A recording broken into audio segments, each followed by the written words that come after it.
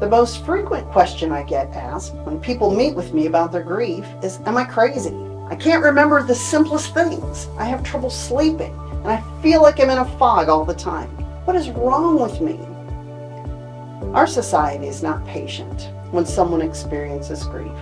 We hear people use terms like, they've lost it, or she broke down, or he can't even keep it together. These terms make a normal and natural reaction to a loss look like a weakness or a negative reaction.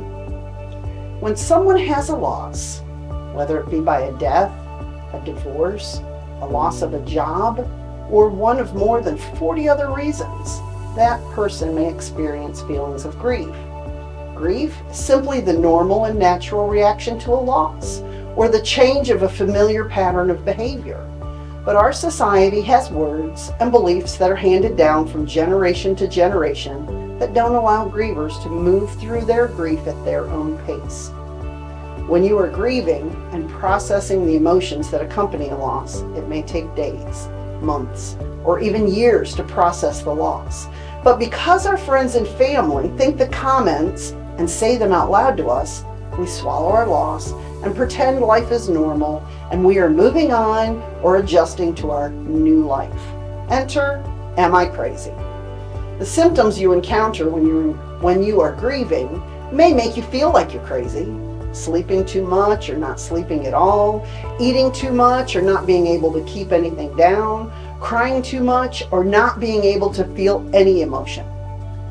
Foggy memory, forgetting things, being angry, feeling relief, lack of energy, having trouble making decisions, wanting to isolate yourself from the very people who want to help you.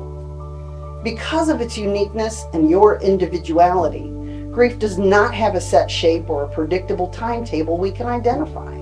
However, we can do some small and correct actions to help us move forward with our grief. Some ideas that may make some of your symptoms lessen are as follows.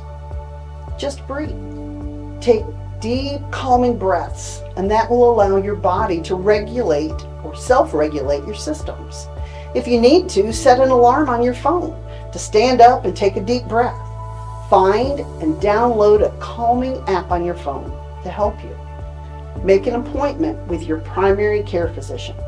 Let your doctor know about your loss and make them aware of any changes you may need. Some people feel they need to be prescribed depression medication. Others refuse the medication because they want to feel their emotions and work through their grief. This journey is very personal, so each person needs to make this decision for themselves. If you are able, make an appointment for some self-care. A massage is one avenue that some people take to have that human touch. Energy work is helpful to maintain your balance. Journaling, writing music, hiking, reading a book, or sitting in nature are all ways to perform self-care. If you find yourself paralyzed and not able to make decisions, talking to someone outside the immediate situation may be helpful. Ask a friend to come and help you make phone calls to set up accounts in your name. Ask them to just sit with you while you do tasks that you have had to take on since your loved one died. If someone offers to come and sit with you, let them know you appreciate it and then either accept it or tell them no.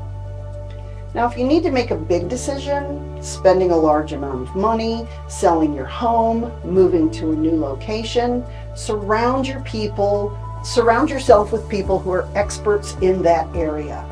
Please do not rely on your own critical thinking skills in the newness of grief.